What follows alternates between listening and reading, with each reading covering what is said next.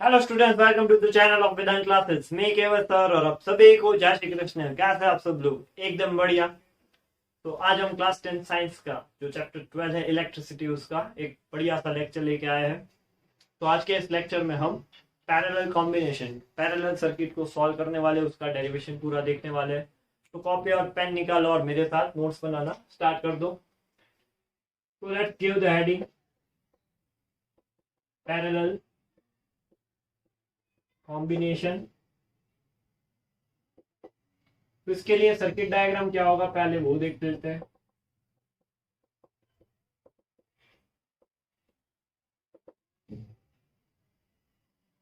तो सबसे पहले जैसे आपके पास 3 रजिस्टर है, ये हो गया पहला रजिस्टर। यहाँ पे बैटरी लगा दो, यहाँ पे की लगा दो, यहाँ पे एक एमीटर लगा दो। ठीक है, let's say current I flow हो रहा है इस रजिस्टर में से। दो और रजिस्टर लगाने, तो पैरेलल कॉम्बिनेशन में आपको अलग से ब्रांच बना के रजिस्टर प्रोवाइड करना होगा, लाइक दिस।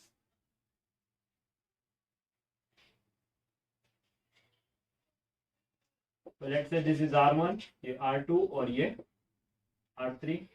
इसमें से करंट I1 जा रहा है, इसमें से I2, इसमें से I3, ये टोटल करंट है। ठीक है, तो एमीटर ये माइनस ये प्लस, यहाँ पे लगा दो वोल्ट मीटर एक, ये माइनस ये प्लस और ये माइनस। ठीक है, तो इस तरह से सर्किट अरेंजमेंट होगी। तो late 3 registers R1, 3 resistors having resistance R1, R2 and R3 are connected in parallel combination along with a battery and a plug key as shown in figure। ठीक है, तो इस तरह से हमने यहाँ पे पैरेलल में 3 रजिस्टर कंसिडर किए। Let total, let V is equal to total battery voltage of the circuit। यहाँ पे जो बैटरी लगा है उसका वोल्टेज लेट से V है। Let I is equal to total circuit current. ठीक है, तो I है वो टोटल सर्किट करंट है, पूरा सर्किट में कितना करंट फ्लो हो रहा है, so that is equal to I। अभी यहाँ पे देखो, here in parallel combination total battery voltage, जो टोटल बैटरी वोल्टेज होता है remains same, that remains constant across all the resistance। तो यहाँ पे ये जो टोटल बैटरी वोल्टेज है V, वो सभी रजिस्टर में इक्वली डिस्ट्रीब्यूट होगा। ठीक है, तो यहाँ पे जो current I1, I2, I3 flow कराने के लिए जो एनर्जी चाहिए वो सेम डिस्ट्रीब्यूट होती है। तो पैरेलल में ये रहता है कि voltage across all the resistance remain same. जो सीरीज में डिवाइड होता था V1, V2 और V3 में, तो यहाँ पे वोल्टेज है वो सेम रहेगा। तो therefore V is equal to V1 equal to V2 equal to V3 and this is called as equation number 1। बढ़िया, चलिए आगे देखते हैं। Here total circuit current will get divided across the resistors। ठीक है, यहाँ पे देखो करंट आई फ्लो हो रहा है, तो I1 I2 और I3 उसमें ऐसे करंट है वो डिस्ट्रीब्यूट हो जाएगा। देखो current is like a flow of charge, ठीक है। करंट क्या है, फ्लो ऑफ चार्ज है। मान लो कि यहाँ पे आपके पास एक पाइपलाइन है, तो यहाँ से मान लो कि 10 लीटर पानी फ्लो हो रहा है, तो यहाँ पे अगर 3 रास्ते उसको मिल रहे हैं तो 5 लीटर इसमें जाएगा, 2 लीटर इसमें, 3 लीटर इसमें, तो यहाँ से जो वाटर है वो डिस्ट्रीब्यूट हो जाएगा। तो इस तरह से यहाँ पे जो टोटल चार्ज रहता है वो डिस्ट्रीब्यूट हो जाता है तीनों लाइंस में, ठीक है। और इस तरह से जो सर्किट का करंट है वो सिमिलरली जस्ट लाइक दिस वो डिस्ट्रीब्यूट हो जाता है, ठीक है। तो here total circuit current will get divided across the resistor, so therefore I will be equal to, so therefore I1 is equal to current across the resistor R1, I2 will be equal to current across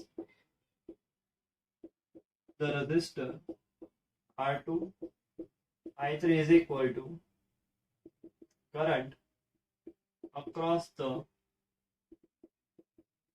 resistor R3। तो R1 में कितना current जा रहा है I1, R2 में कितना जा रहा है I2 और R3 में I3। तो total circuit current, total circuit current that is I। तो यहाँ पे जो I हो रहा है पास हो रहा है वो कितना I1 I2 और I3 में डिस्ट्रीब्यूट हो रहा है। तो I1 plus I2 plus I3 करेंगे हम, तो that will be equal to I, ठीक है। तो यहाँ पे हमें दो इक्वेशन मिले जहाँ पे पोटेंशियल सेम रह रहा है और करंट है वो डिस्ट्रीब्यूट हो रहा है, ठीक है। तो पहले इतनी चीजें आप कॉपी में नोट डाउन करो, फिर आगे देखते हैं।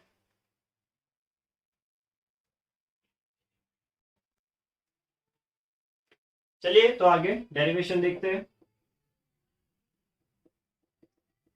यहाँ पे दो इक्वेशन हमें मिले थे पहले, that is V1 equal to V2 equal to V3। तो V बराबर है क्योंकि सभी में सेम पोटेंशियल डिफरेंस होगा और करंट है वो डिस्ट्रीब्यूट होता है I1 I2 और I3 में। तो अभी देखो by Ohm's law we can say I is equal to V by R, ठीक है, बढ़िया। तो therefore I1 will be equal to V1 by R1, so V1 यानी V है, so it is V by R1। I2 is equal to V2 by R2, तो वो है V by R2।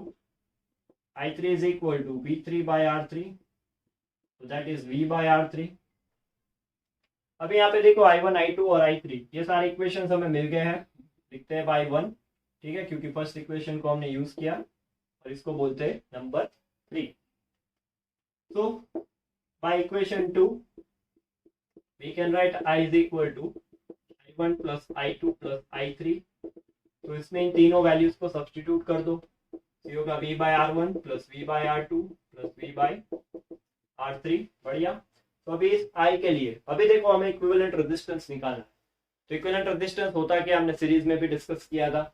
इन तीनों रेजिस्टर को निकाल दो और एक रजिस्टर ऐसा रख दो कि इंपैक्ट चेंज ना हो, करंट भी यही रहे, पोटेंशियल भी यही रहे, ठीक है। तो उसको बोलते हैं equivalent resistance.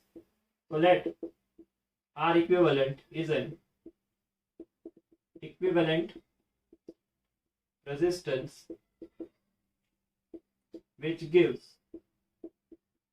the net effect of combination of all the given resistors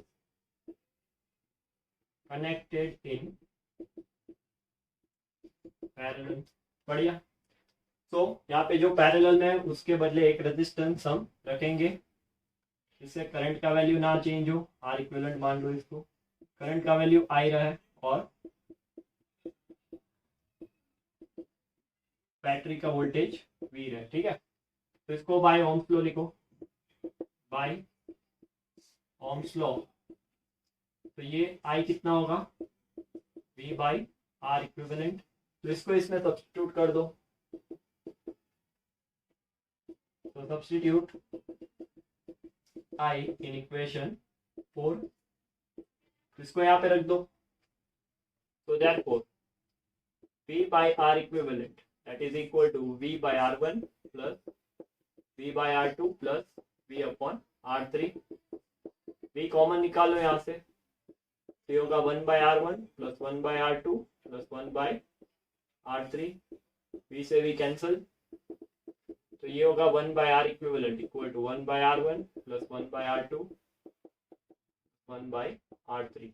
तो ये हो गया हमारा फाइनल इक्वेशन जो हमें चाहिए था, that is equal to 1 by R1 plus 1 by R2 plus 1 by R3.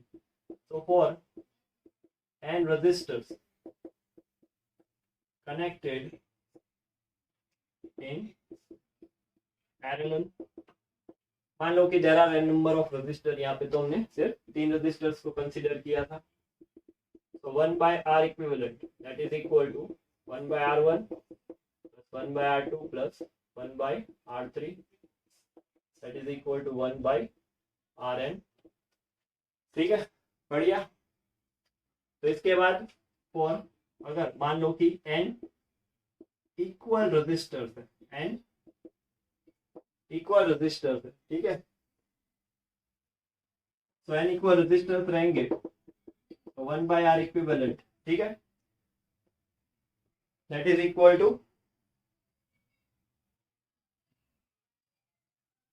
तो 1 by R equivalent, so that is equal to 1 by R plus 1 by R plus 1 by R, ऐसा n टाइम्स होगा. So that will be for n times. So 1 by R equivalent that is equal to n upon R. तो R equivalent कितना आएगा, R by n. तो shortcut formula ये काफी important है, ठीक है, ऑब्जेक्टिव्स को सॉल्व करने के लिए काफी यूज होता है इक्वेशन. तो यहाँ पे देखो हमने पूरा पैरेलल का डेरिवेशन कर लिया, काफी इजी है. अगर आपको सीरीज आता है तो आप पैरेलल आसानी से कर सकते हो, ठीक है. पहले इसका स्क्रीनशॉट ले लो, नोट्स में लिखो ये, बढ़िया.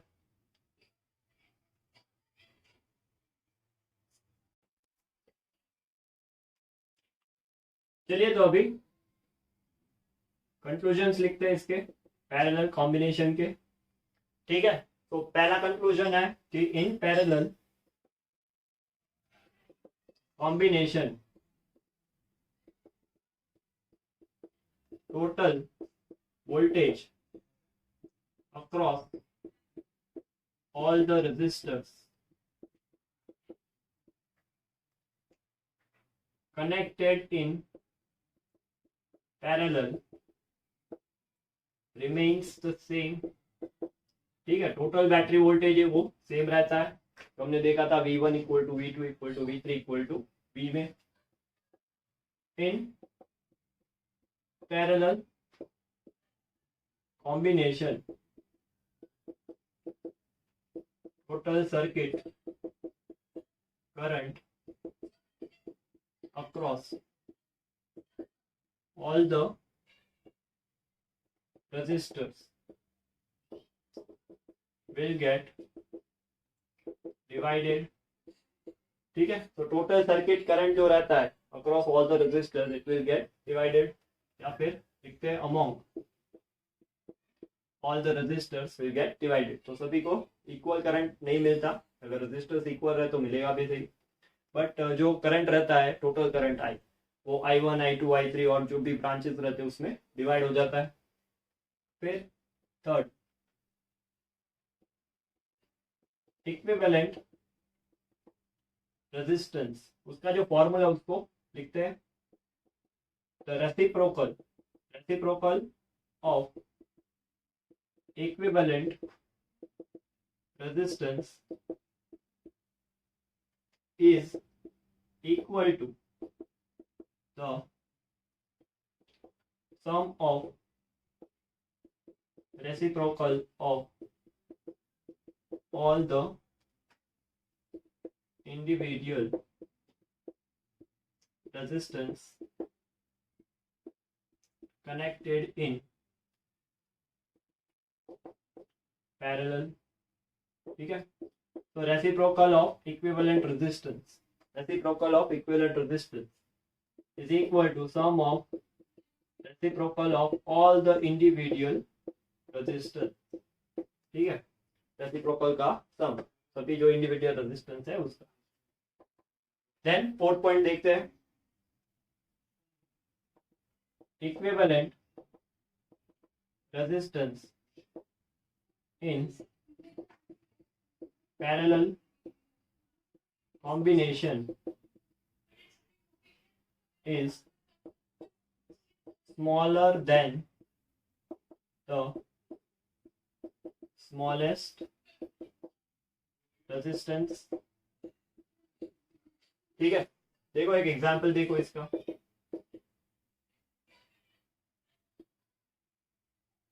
मान लो कि दो रजिस्टर है यहाँ पे, एक 3 ओम है, एक 6 ओम है, तो इसका इक्विवेलेंट हमें निकालना है। तो 1/R इक्विवेलेंट रेसिप्रोकल 1/3 1/6, तो ये होगा 6, ये होगा 2 + 1, तो ये होगा 3/6। तो R इक्विवेलेंट कितना आएगा 6/3, रेसिप्रोकल निकाल दो, दैट विल बी 2 ओम। ठीक है, बढ़िया। तो ये आया 2।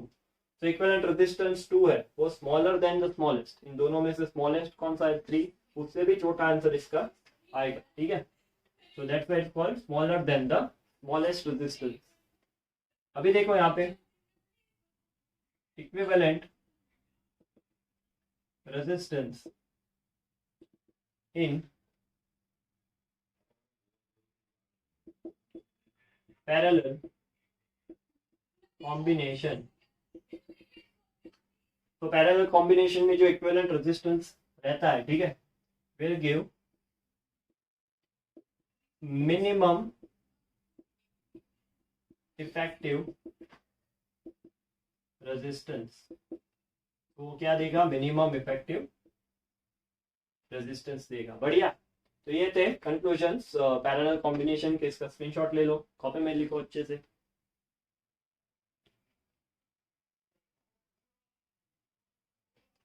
ले लिया स्क्रीनशॉट, देखा, बढ़िया।